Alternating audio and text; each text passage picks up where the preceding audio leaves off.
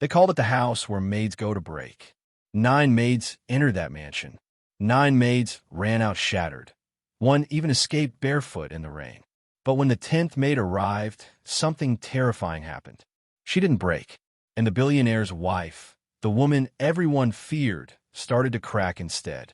What Naomi survived inside that mansion wasn't just cruelty.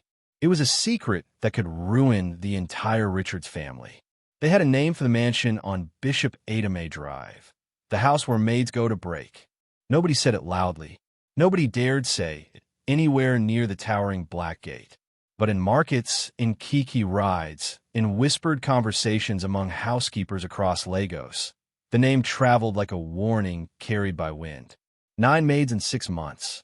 9 women who walked in hopeful and walked out shattered. Some left in tears. Some left in silence. One left barefoot in the rain, clutching her slippers like a woman escaping a ghost. And in a way, that wasn't wrong. Because inside that mansion, rumor had it, the ghost was alive. Her name was Madame Rose Richards. Beautiful, poised, and feared like an unexplained haunting. She wasn't the type to raise her voice unnecessarily. She didn't need to. Her presence alone had the weight of a threat. When she passed, staff stiffened like soldiers awaiting inspection.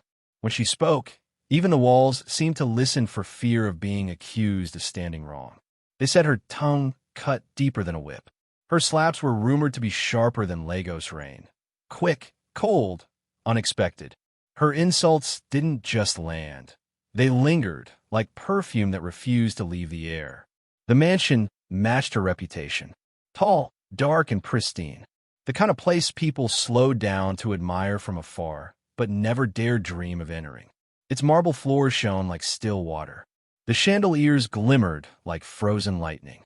Everything looked perfect, too perfect, like a stage set for a performance of control, power, and silence. Inside those immaculate walls, fear lived like a tenant who paid no rent. The staff moved like ghosts. No laughter, no idle chatter, not even the boldness of eye contact. The gardener trimmed flowers with shoulders constantly hunched. The cleaner walked on the edges of carpets to avoid leaving footprints. Even Mama Ronk, the cook who had served governors and CEOs, moved like a woman afraid of breathing too loudly. Because in that house, the rule was simple. Do not anger Madame Rose. Do not disappoint Madame Rose. And if you value your sanity, do not stay too long. So when word spread that the billionaire's wife had fired yet another maid, maid number 9, the staff whispered prayers for whoever would be foolish enough to become number 10. Then, one humid Tuesday morning, the new maid arrived. Her name was Naomi. Dark-skinned, quiet, barely 5'5", with tired eyes and a nylon bag that had seen more hardship than most people ever would. She wasn't thin from vanity. She was thin from life. Her slippers were old but clean. Her wrapper was faded but ironed. And her expression, that was the mystery. She didn't look scared. She didn't look excited. She didn't even look hopeful. She looked determined, like a woman who had stopped expecting kindness from the world but still refused to kneel to it. When she stepped through the gates, the gatekeeper paused mid-greeting. Something about her silence unsettled him. Most new maids arrived with small smiles, shaky greetings, or at least a timid curiosity. Naomi walked in like someone stepping into duty, not opportunity. She greeted him gently and walked forward. From an upstairs window, someone watched her. Someone whose perfume carried poison and power. Someone who had broken 9 women without breaking a sweat. Madame Rose narrowed her eyes. Another one. Another sacrifice to the house. But Naomi kept walking. The other staff watched her too. Not with welcome, but with pity. She looks too soft, the cleaner whispered. She won't last a week, the gardener muttered. 3 days, Mama Ronk predicted confidently. No one has survived Madame's mouth longer than 3 days. But Naomi wasn't listening. Because Naomi wasn't there for the mansion. She wasn't there for Rose. She wasn't even there for the salary. Not really. She was there for her daughter. A 9-year-old girl named Deborah, lying in a small hospital ward miles away. Her heart condition was draining life, day by day, breath by breath. Hospital bills rose like a tide, threatening to drown them. Naomi had sold her sewing machine. She had sold her jewelry. She had begged neighbors. She had performed every menial job she could find. But nothing was enough. Deborah needed treatment, real treatment, expensive treatment. And so, Naomi came to Bishop Adame Drive. Not because it was safe. Not because she believed she could handle Madame Rose. Not because she thought she was different from the others. But because she had no choice left. In her mind, the rule was simple. Endure everything. Swallow every insult. Take every slap if you must. Just earn the money. Just keep going for Deborah. So when the housekeeper pointed to a mop and muttered without looking at her, "Start with the marble floors. Madam is coming downstairs," Naomi only nodded. She tied her scarf. She picked up the mop. She bent down, and she began to clean. Her palms trembled faintly, not from fear of Rose, but from exhaustion, worry, and sleepless nights spent beside a hospital bed. The silence in the hallway stretched. Then came a sound. Click, clack, click, clack. Sharp heels approaching like a countdown. The staff scattered. The air tightened. The house itself seemed to brace. And Naomi, she felt every hair on her neck rise. She lifted her head slowly. And there she was, Madame Rose Richards, standing at the top of the staircase, draped in a wine-colored silk robe, one hand on the railing, the other holding a steaming cup of tea like royalty surveying a conquered land. Her presence filled the hallway. Cold, beautiful, deadly. Her eyes slid from Naomi's face to the mop, from the mop to the floor, from the floor to the water bucket beside her. She didn't blink. She didn't smile. She didn't speak. And then she tipped the bucket over with one elegant, merciless movement. Water splashed across the floor like a wave. Naomi gasped, stepping back. Rose stepped forward. Her voice was low, controlled, and sharp enough to draw blood. "Clean it. Now." Naomi lowered her head, not because she was weak, but because she had made a promise to her daughter. The staff exchanged looks. "She won't last," the housekeeper whispered. But they were wrong. Very wrong. Because Naomi wasn't soft. She was battle-worn. She wasn't fragile. She was fire-buried under quietness. And she didn't come to escape. She came to survive, even if it meant walking straight into the jaws of danger. Welcome, my beautiful family and friends, to my YouTube channel. Please click on subscribe, like, share, and let me know in the comments where you're watching from. Now, back to the story. Naomi's first morning in the mansion felt less like a job and more like a test crafted by someone who studied cruelty the way scholars studied history. Everything, from the gleam of the marble floors to the echoing silence of the hallways, felt prepared, set up, expecting her failure. If the mansion was a battlefield, Naomi had just stepped into it wearing nothing but her will.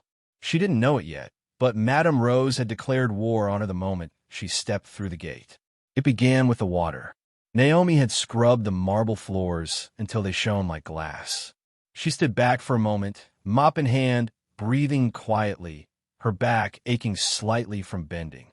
She had not slept well the night before. Too much thinking, too much prayer, too much worry about Deborah.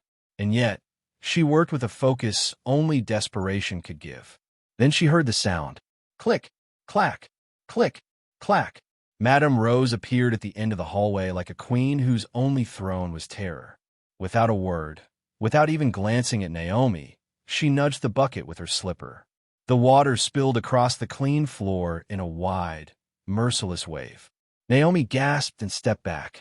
Rose's eyes slid to her like a blade. "Clean it," she said. Again. Then she walked away, her silk robe trailing behind her like fire. The staff, watching from the corners, looked at each other with knowing expressions. Test number 1. Naomi bent down and silently picked up the mop.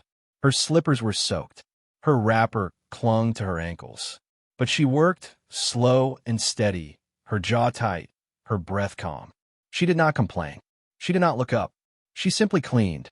When she finished, she whispered a prayer under her breath, more out of habit than hope. But the morning wasn't done with her. Not even close. In the bathroom, Naomi carefully wiped the sink, trying to avoid even the smallest mistake. Madame Rose's perfume bottles stood in perfect symmetry on the counter. rows of gold and crystal that reflected the soft light like tiny weapons waiting to fall. Naomi moved slowly, conscious of every elbow, every breath. Yet the bottle still wobbled. Just a little, barely an inch. Naomi caught it before it fell. Her heart thudded with relief. But when she turned, Madame Rose was standing in the doorway, arms folded, eyes cold enough to freeze the air. Before Naomi could speak, the slap landed. Sharp, quick, final. Her head jerked sideways. Her cheek burned. Her eyes stung, but she didn't cry. You're clumsy, Rose said, her voice low, controlled. I don't like clumsy people. Naomi bowed her head. I'm sorry, Ma. Rose watched her for one long, unsettling moment. Then she gestured carelessly. Clean the guest room next, and iron the bedsheet while it's still on the bed. I hate rumples. And with that, she walked away, leaving Naomi alone with her stinging cheek and trembling hands. Test number 2. But Naomi didn't break. She adjusted her scarf, inhaled slowly, and continued working. By mid-morning, Naomi went to her small quarters to change into her uniform. Except, her uniform was gone. Her entire cupboard had been emptied except for one item. A see-through lace nightgown. Not hers. Not meant for work. Not meant for dignity. It was a message. A dare. A slap without the hand. Naomi stared at it for 10 long seconds. Then, quietly, she folded it aside, picked her own faded t-shirt and wrapper, and stepped out of the room. When she walked into the kitchen, a few staff members gasped. Mama Ronk nearly dropped a spoon. You going out like that? Naomi only nodded. It is clean. It is decent. It is enough. She picked up the mop again, and the housekeeper stared, shocked. She's still going? After everything. But Naomi didn't hear them. Her silence was not surrender. It was focus. Test number 3. Madame Rose descended the stairs with the lazy grace of a cat observing its prey. When she saw Naomi's clothes, she stopped mid-step. Her lips curled. Did you sleep in a gutter? She asked softly. Or are you dressing to match the mop? A few staff members chuckled nervously, then immediately hid their smiles. Rose's insult hung in the air like a whip crack. Naomi only bowed.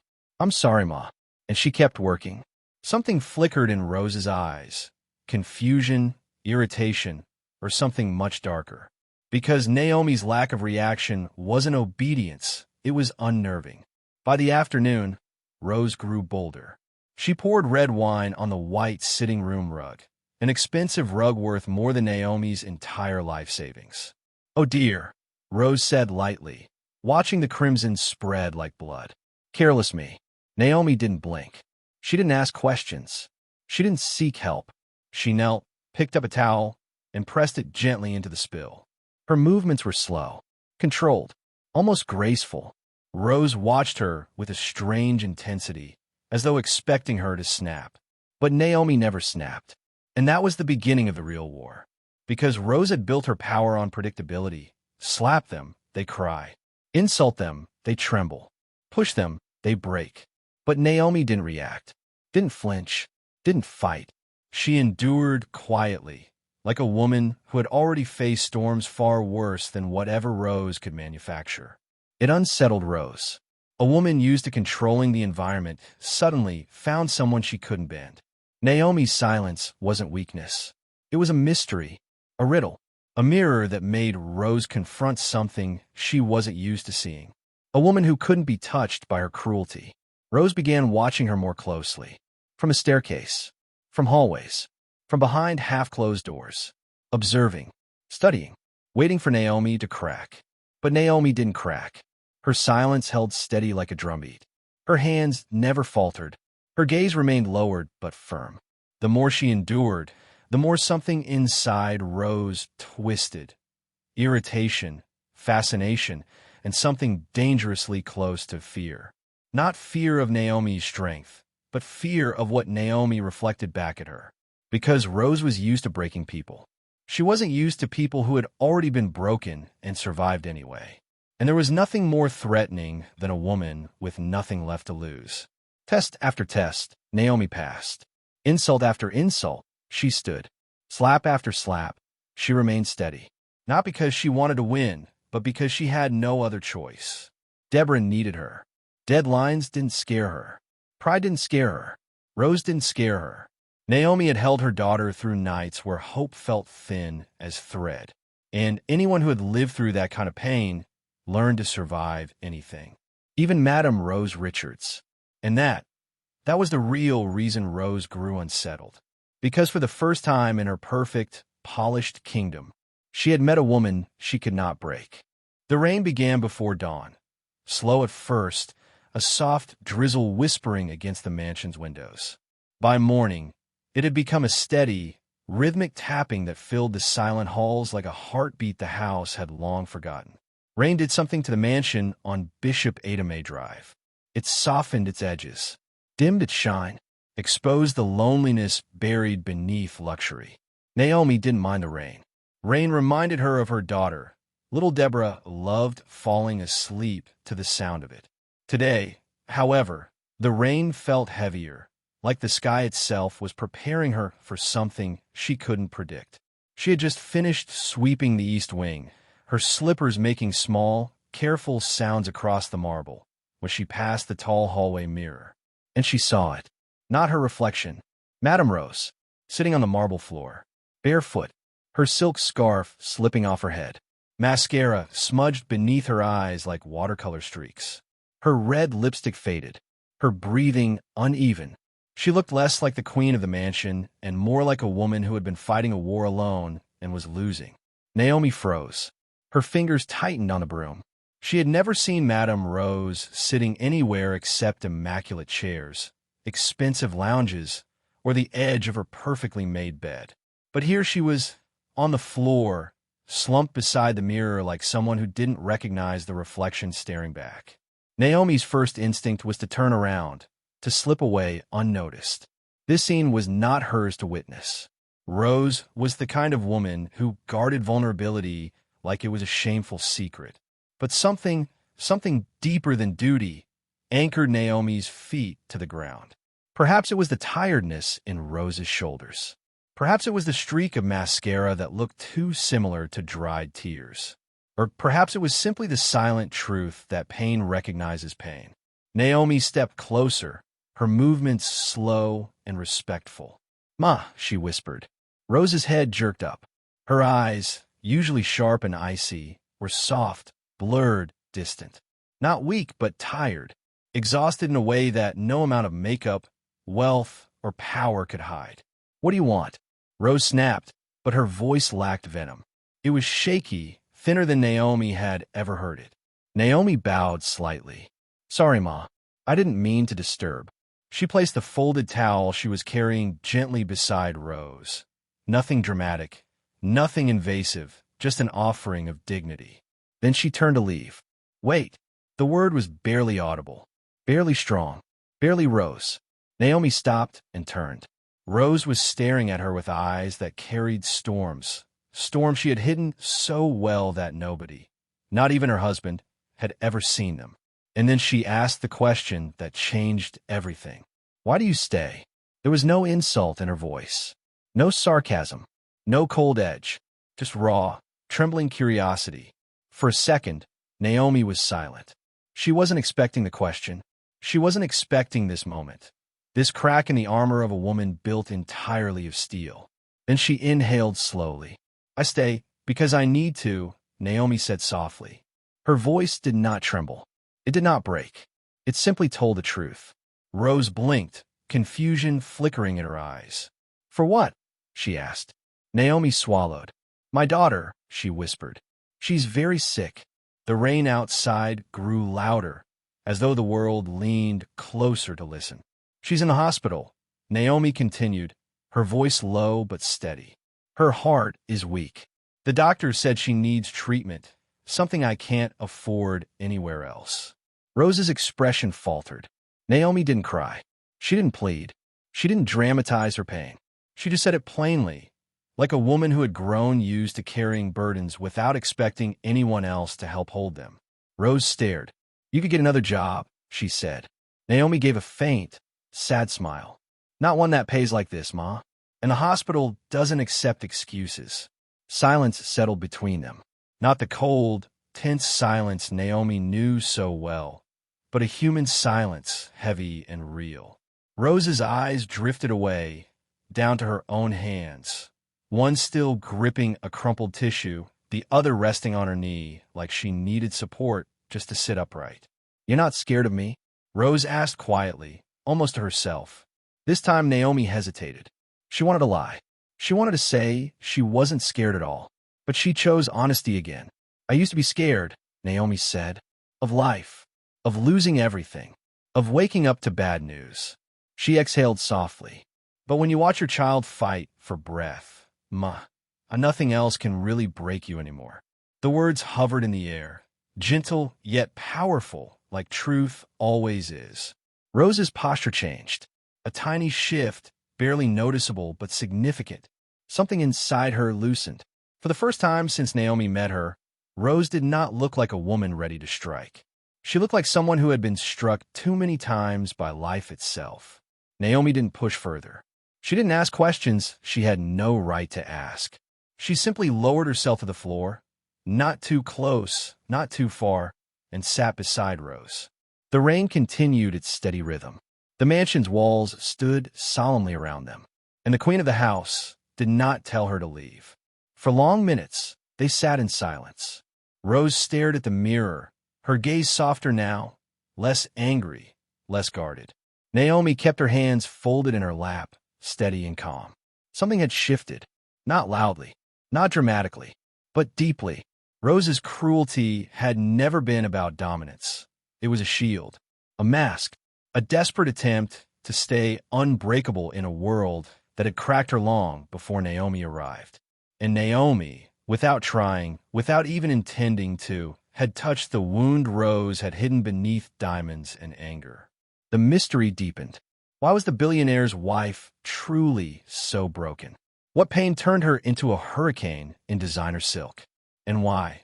Out of 9 maids, was Naomi the first person she allowed to see the fracture? Naomi didn't know the answers yet. But one thing was certain. The queen had cracked. And once a crack forms, light always finds its way through. The change began quietly, so quietly that the staff almost missed it. It was subtle at first, like the moment just before dawn when darkness loosens its grip, but light hasn't fully arrived. Naomi noticed it before anyone else, though she did not trust it. She had seen storms pretend to clear before returning twice as strong. Still, that morning, the mansion felt different. For the first time since she arrived, Madame Rose did not shout. It wasn't because the house was perfect. Nothing in a mansion that large could ever be perfect. The chandelier bulbs flickered. Musa forgot to trim the hedge at the back fence. Mama Ronk burned the edge of the stew. The cleaner used too much polish on a console table. Under normal conditions, such things would have triggered a thunderstorm of insults, slaps, or icy lectures. But Rose walked through the halls in silence. Not the dangerous silence that meant a strike was coming. A calmer one, measured, thoughtful. Naomi watched her move from room to room, her robe trailing behind her like fading smoke, her face softer, her eyes less sharp. It was unnerving, like watching a lion wake up unsure whether to roar or rest. In the kitchen, Mama Ronk kept glancing at the doorway. "Something day happen," she whispered to the steward. "This morning, Madam no shout. My ear day wait for it." But the shout never came. Instead, when Naomi brought Rose her lemon water, room temperature, exactly as requested, Rose took it gently and murmured, "Thank you." Naomi blinked. She wasn't sure she heard correctly. Madame Rose Richards, the woman who once refused to say good morning because she considered it unnecessary, had just said, "Thank you." And not with sarcasm, not with mocking, but with honesty. The staff exchanged glances throughout the day, confusion sitting on their faces like dust. "Madame Day's sick?" Musa whispered to the gardener. "No," the gardener whispered back. "Nah, ha Naomi cause am. Since she sit with Madame that rainy day, Madame Day act soft. You be like say, Naomi carry Holy Spirit enter this house." Naomi, overhearing them from the corridor, only sighed. It wasn't holiness. It was humanity, something Rose had buried so deeply that its resurfacing felt like a miracle. The shift in Rose continued. When Naomi placed a fresh towel on her bed, Rose looked up and said, "Please leave it on the chair. Please." Another word the staff did not know she could pronounce. Later that day, when Naomi brought a cup of tea, Rose actually smiled. Small, brief, almost embarrassed, but a smile nonetheless. The staff nearly fainted. Mama Ronk gripped Naomi's arm so tightly afterward that Naomi flinched. "What did you do to Madam?" she demanded. "Nothing," Naomi whispered, but Mama Ronk shook her head. "No, something changed her. Maybe she see herself in you. Maybe she sees something she feared to lose." Naomi didn't respond, because part of her knew Mama Ronk was right. Rose had begun watching Naomi differently, not like prey, not like a problem, not like a disposable maid, but like someone studying a mirror that showed a truth she'd avoided for too long. Every time Naomi walked past, she felt Rose's eyes follow her, not with suspicion, but with recognition. And that frightened Naomi more than the insults ever did. Recognition meant connection. Connection meant vulnerability. And vulnerability between two wounded women was dangerous. Then came the envelope. It was small, white, and placed quietly beside Naomi's breakfast tray. No note, no explanation. Just an envelope. Naomi opened it carefully. 20,000 Nigerian nairas, folded neatly, with a piece of tissue wrapped around it, as though someone couldn't bring themselves to hand it over directly. Her breath caught. She looked around the kitchen. The staff pretended not to watch her. Mama Ronk nudged her chin toward the upstairs hallway. "She put it there herself," she whispered, "before anybody wake." "I see him." Naomi swallowed hard. Rose had given her money, not as payment, not as manipulation, but as help. For Deborah.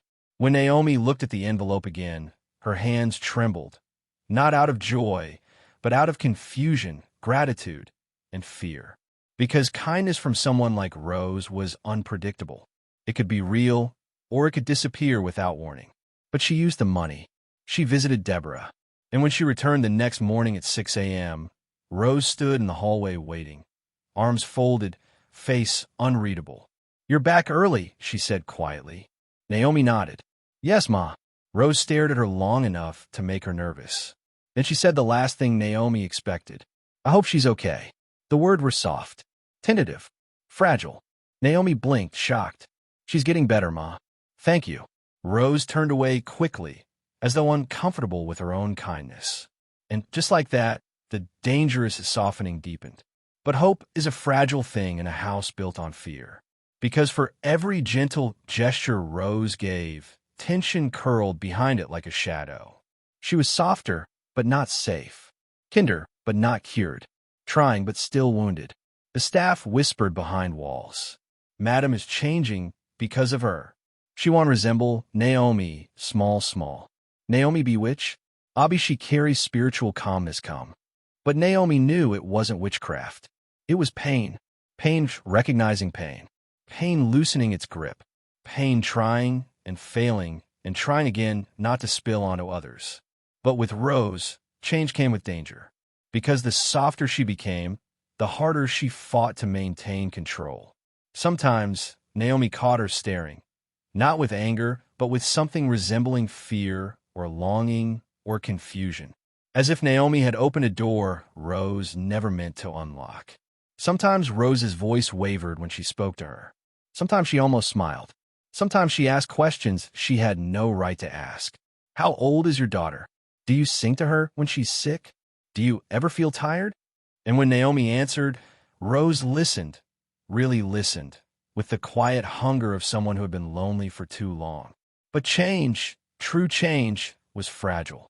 One wrong move, one triggered memory, one careless word could snap everything back to the darkness Naomi had fought through. Naomi knew. She felt it in her bones. Madame Rose Richards was softening, but like a brittle shell softens before it breaks. Hope was entering the mansion, but hope always brings risk, because in houses filled with old wounds, softness is the most dangerous thing of all. The invitation came on a Thursday morning, elegant cream-colored paper with gold-embossed letters, delivered by a driver wearing white gloves. Naomi didn't understand it at first. She placed it gently on the dining table, convinced it must be for someone else.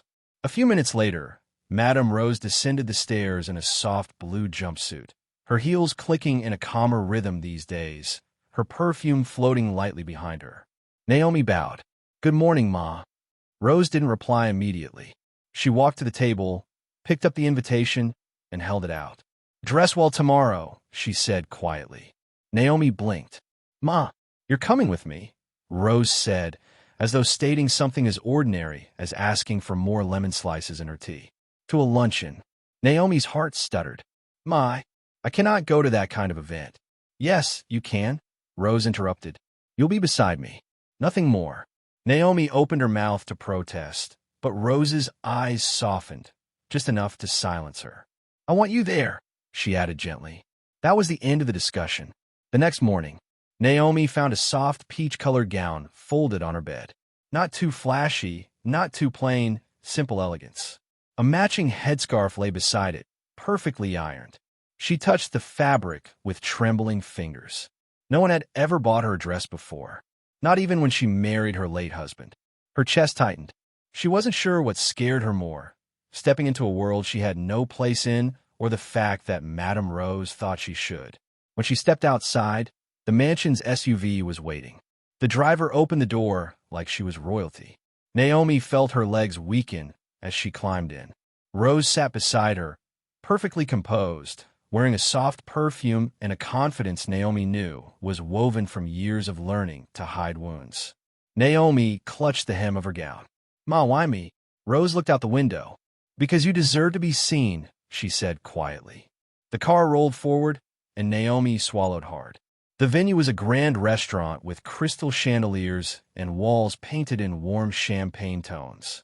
Wealthy women in designer dresses filled the room, clinking glasses and exchanging laughter that didn't quite reach their eyes. Naomi followed Rose, feeling like an intruder in a dream she didn't belong to. Whispers stirred. "Who is she? Is that the maid?" "No, impossible." "But look, she's beside Rose Richards." Their stares clung to her skin, heavy and burning. Naomi lowered her gaze, focusing on her breath. In, out, in, out. Rose placed a hand lightly on her back. Not a push, not a show, but a quiet reassurance. When they reached the round table at the front, a group of elegantly dressed women greeted Rose with admiration. "Rose, you look stunning. It's been too long. How is Femi? How is business?" Rose smiled politely, answering with grace. Then came the moment. One of the women, a doctor Naomi would later know as Dr. Adejua, nodded toward Naomi. "And who is this lovely lady?" Naomi stiffened. Rose took a breath. And then, in a move that made the entire table fall silent, she placed her hand lightly on Naomi's shoulder and said, "This is Naomi." A pause. "She's not my maid today." Another pause, heavier. "She is a strong woman with a daughter who deserves a chance." A ripple of reaction spread around the table. Eyes widened. Mouths parted. A few women exchanged surprised glances. Naomi felt her throat tighten. She had expected Rose to introduce her as staff, as help, as nothing. But this was respect. This was dignity. Dr. Adejua leaned forward. "Oh, what happened to her daughter?"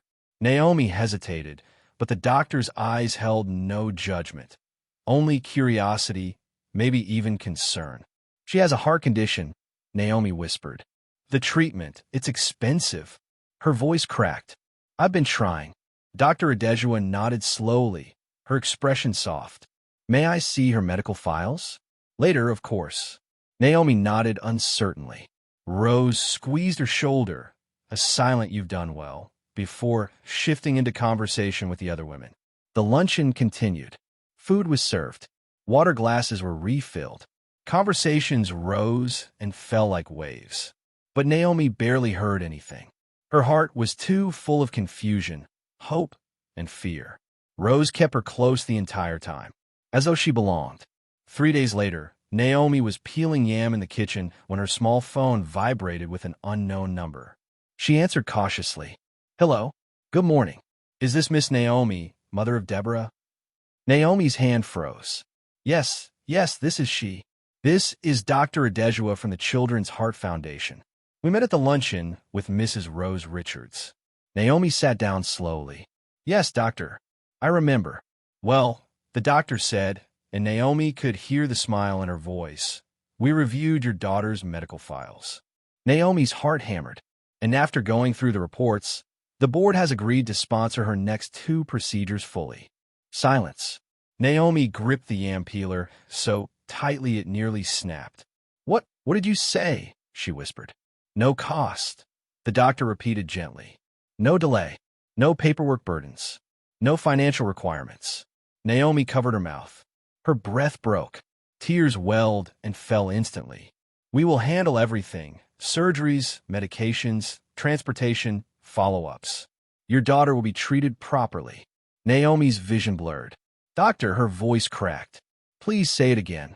Your daughter's surgery, Dr. Adejua said softly, will be fully sponsored. The peeler dropped from Naomi's hand and clattered onto the floor. She sank to her knees, tears streaming, her body shaking with relief, disbelief, gratitude, and something deeper than joy, salvation. Mama Ronk rushed in. Auntie Naomi, what didn't happen? Talk. Naomi sobbed. Deborah, they'll treat her. Everything paid. They'll treat her. The kitchen erupted with shock and joy. The staff gathered around her. Musa clapped from the doorway. Mama Ronk hugged her tight. But Naomi could only whisper one name through her tears. Madame Rose, she made it happen. That evening, Naomi carried a tray of lemon tea to Rose's room. Her steps were shaky, her heartbeat unsteady. She placed the tray down gently and turned to leave. Then she heard Rose's voice. Did they call? Naomi turned slowly. Yes, Ma, she whispered. This afternoon. Rose didn't look at her immediately. She stared at the window, arms lightly folded. And Rose asked quietly. Naomi's tears rose again. They said they'll pay for everything. Deborah can have her surgery. She'll live, Ma. Rose inhaled, sharp and trembling. She didn't smile. She didn't gasp. She didn't cry. But her eyes softened in a way Naomi had never seen before. I told you, Rose said, her voice barely above a whisper. She deserves a chance. Naomi bowed her head, tears falling freely. Thank you, Ma, she breathed. Thank you. But Rose shook her head gently. No, Naomi, she said, turning away. You don't thank me. A pause. You changed me. Naomi froze. Rose continued. You didn't just survive in this house. You made it better. Naomi's heart swelled, because in that moment, she realized something she never dared believe. She came to work for survival, but her presence had saved more than just her daughter. It had saved the woman who once tried to break her. The impossible had happened, and it happened because the one woman everyone feared finally learned how to choose kindness. Deborah survived. Those were the words Naomi held onto like a promise, like a lifeline, like a new sunrise after years of storms. The surgery had been long, delicate, and filled with moments that tested her courage. But when the doctor finally stepped out of the operating theater, removing her mask with a tired but triumphant smile, Naomi felt her knees buckle. She made it, the doctor said. The worst is behind her. Naomi cried then, loud, grateful, unrestrained tears. She whispered prayers between sobs. She hugged the doctor, hugged the nurses, hugged the wall if it had been close enough. For the first time in years, the weight pressing on her chest lifted. Days later, when the hospital finally discharged Deborah, Naomi carried her daughter in her arms like the most fragile miracle, her tiny chest rising and falling evenly under the soft yellow dress Rose had sent. The taxi pulled into Bishop Adame Drive, and Naomi froze. The mansion, once cold, silent, intimidating, was alive. Gloves blown into balloons swayed from the mango tree branches, each one tied with shoelaces or ribbons from Mama Ronk's hairscarf. A table stood proudly underneath, covered with clean trays of puff puff and chin chin. A big pot of jollof rice filled the air with familiar warmth. Someone had dragged plastic chairs into a semicircle. Musa, the gatekeeper, had taped paper cutouts spelling, "Welcome home, Deborah." Naomi's vision blurred instantly. Then the front door opened, and the staff poured out, Mama Ronk wiping flour from her cheeks, the gardener still holding his pruning shears, the cleaner wearing her Sunday slippers. They clapped, they laughed, they cheered like welcoming royalty. But the moment that broke Naomi completely was when Madame Rose stepped out. Not in silk, not in heels, not in makeup or armor. She wore a soft pink gown and flat sandals, her hair simply tied back. And she held a small wrapped gift with a ribbon that looked hand-tied, slightly crooked but earnest. When she reached Deborah, Rose knelt, a billionaire's wife, kneeling before a child. She held out the gift. "It's a storybook," she said softly. "Your mother says you like to read." Deborah glanced shyly at Naomi for approval. Naomi nodded, tears slipping down her face. The little girl took the gift. "Thank you, Ma," Deborah whispered. But Rose smiled, gently shaking her head. "No, call me Annie Rose." The staff erupted with soft gasps, smiles, even a few chuckles. Mama Ronk whispered dramatically, "Haven't Donna open." Naomi pressed a hand to her mouth. She had seen Madame Rose soften before, but not like this. This was not politeness, not obligation. This was genuine tenderness, something the mansion hadn't seen in years. The welcome lasted for hours. Deborah sat on a chair like a princess while everyone brought her small gifts. Puff Puff from Mama Ronk, a flower crown from the gardener, a new water bottle from Musa. The cleaner braided her hair with bright blue beads that clicked softly every time Deborah chuckled. And through it all, Rose hovered nearby. Not possessive, not distant, but present. Every now and then she reached out to smooth Deborah's hair or adjust her scarf, motherly in a way no one in the house had ever seen from her. For once, the mansion felt alive, warm, human. Later that night, the celebration dimmed as the sun set, painting the compound gold. Staff drifted back to their quarters. Deborah fell asleep on Naomi's lap, her breathing soft and steady, healthy. Naomi carried her into her new staff room, laid her gently on the bed, kissed her forehead, and stepped outside for fresh air. Rose stood on the back patio, staring at the moon. Her silhouette was calm, but there was something heavy in the way her shoulders rose and fell. Naomi approached quietly. "Ma," she said softly. Rose didn't turn. "Can you sit with me?" she asked. Naomi nodded and sat beside her, leaving a respectful distance. The night was cool. Crickets sang. The moon shone bright enough to paint silver highlights on Rose's cheek. For a time, they said nothing. Then Rose exhaled shakily. "Do you know," she said quietly, "that I was once a maid too?" Naomi's head snapped toward her. "What?" Rose's eyes glistened in the moonlight. "I was 13. My mother died. My father, he wasn't the kind who cared." She swallowed. "I ended up in a rich man's house in Enugu. Polished floors, expensive curtains. The same kind of house I live in now." Her voice broke just a little. "The woman there," she paused. "She didn't hit me. She didn't shout. That would have been easier." Naomi's heart tightened. "She ignored me. Made me feel invisible. Made me feel like a stray dog living on borrowed kindness. Every day, I told myself, one day, I'll never let anyone treat me small again." Her fingers curled into her palm. "So I became strong, cold, sharp, hard." She laughed bitterly. "I thought that was power." Naomi turned fully toward her. But it wasn't. Rose shook her head. Tears slid down her cheeks, soft but unstoppable. "No, it was fear. I spent years building walls, not knowing I was trapping myself inside."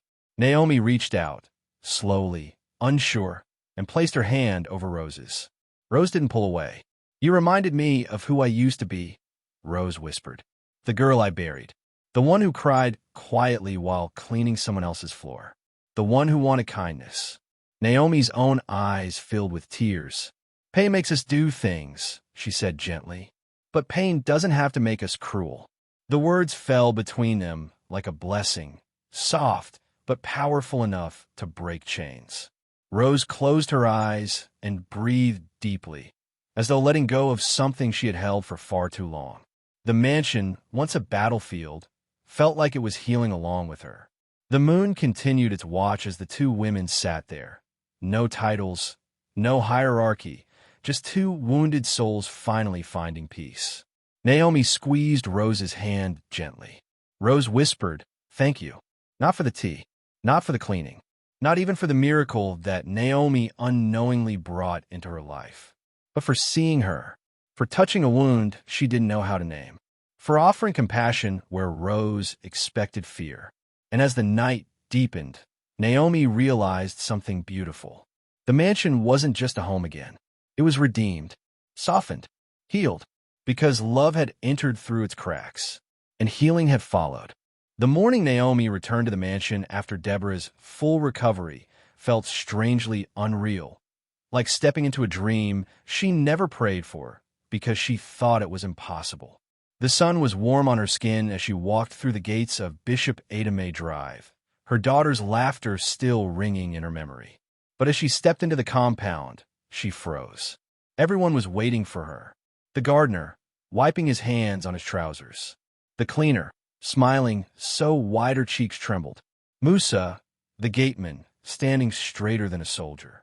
Mama Ronk, holding a tray of freshly fried puff buff wrapped carefully in paper towels. They weren't working. They weren't rushing. They weren't whispering. They were waiting for her. Naomi blinked, unsure. What's going on? Before anyone could answer, the front door opened, and Madame Rose stepped out. Not with the icy elegance she once wielded like a weapon. Not with a face hardened by cold perfection. Today, she wore a simple gown the color of calm ocean water. Her makeup was soft, her eyes gentle. There was something in them Naomi had learned to recognize. Humility, gratitude, and a quiet pride. Naomi, Rose said, her voice steady. Welcome. The staff parted, forming a small circle. In Rose's hands was a framed document wrapped in transparent protective film. She held it with a mixture of dignity and something close to excitement, something Rose rarely allowed herself to show. She stepped forward and offered it to Naomi. Naomi held her breath as she slowly unwrapped the frame. Her eyes landed on the bold letters. Promotion letterhead of household operations effective immediately. For a moment, she couldn't speak. Rose continued softly. You've earned every part of this. You will oversee the staff. You will be paid what you truly deserve. And she paused, her voice tightening with emotion. Deborah's medical support will continue. Full coverage. No questions. Always. Naomi's hands shook. Her heart hammered. The world blurred. This wasn't just a promotion. This wasn't just a raise. This wasn't just gratitude. This was honor. Recognition. A rewriting of her story. Naomi swallowed hard. Her voice barely made it out. Why me, Ma? Rose took a step closer, her expression earnest. Because you did what no one else could, she said. You healed this house. Naomi blinked rapidly as Rose continued. You softened fear. You brought peace into a place that had forgotten it. You showed us what strength truly looks like, quiet, steady, unbreakable. The staff nodded, murmuring in agreement. Musa wiped a tear discreetly with the back of his hand. Mama Ronk stepped forward. Auntie Naomi, you know just work here. You change everything for us. For Madam. For this house. God bless you. Naomi pressed the frame to her chest as new tears rose, this time not from pain or exhaustion, but from overwhelming gratitude. She had come here with nothing but a nylon bag, hope worn thin, and desperation whispering in her heart. She had walked in quietly, survived silently, healed softly, stayed when others ran, gave dignity in a house built on fear. And now, the house honored her. Later that evening, Naomi walked through the mansion with a new responsibility in her step. She supervised Moose's schedule, helped the cleaner reorganize the supplies, reviewed meal plans with Mama Rock. Every member of the staff looked at her differently, not with jealousy or fear, but with respect, pride, relief. They had seen her struggle. They had seen her endure. They had seen her transform the woman everyone once feared. Rose watched too, from the staircase, from the lounge doorway, from across the dining table. Her eyes followed Naomi, not with scrutiny, but with admiration, perhaps even affection. And every time Naomi met her gaze, Rose nodded slightly, as if to say, I'm learning, because of you. That night, Naomi stepped out to the back patio to breathe in the quiet. The moon shone soft across the yard, casting long shadows that danced gently with the breeze. Rose appeared beside her a moment later, carrying 2 cups of warm zobo. She offered one without a word. Naomi accepted it. They sipped in silence. "You know," Rose said eventually, her voice low, "my husband told me today he hasn't seen this house feel so alive in years." Naomi looked at her. Rose exhaled shakily. "You didn't just change me," she whispered. "You changed my home, my marriage, my heart." Naomi reached for Rose's hand, something she never imagined doing months ago. Rose squeezed back. For a moment, time stilled. 2 women, once enemies, now bound by survival, truth, and healing, sat under the moonlight. Naomi thought about Deborah's laughter earlier that day, bright as sunrise in their new clean, comfortable quarters. She thought about the staff who now walked with courage. She thought about Rose's journey from terror to tenderness. And in that moment, she realized this was home, not because of walls, not because of wealth, but because of the peace she had helped rebuild. Naomi looked down at the framed promotion letter again. Her name glowed under the lamplight. Head of Household Operations. A title she never dreamed of. A future she never expected. A legacy she had earned with silent resilience. She came into this mansion as a maid, but she would leave her mark as the heart of a billionaire's home. The glue that held broken pieces together. The peace that softened a hardened woman. The storm that didn't destroy, but restored. Sometimes the strongest people don't raise their voices. They don't boast. They don't fight to be seen. They simply stay. And in staying, they change everything. Naomi stayed. And in doing so, she transformed a house soaked in fear into a home full of laughter, healing, and hope. If you were Naomi, facing insults, hardship, and a wounded woman's cruelty, would you have stayed long enough to witness the miracle, or would you have walked away too soon? Thank you for watching this story to the end. Please click subscribe, like, and share this video. Click on the screen to watch the next one.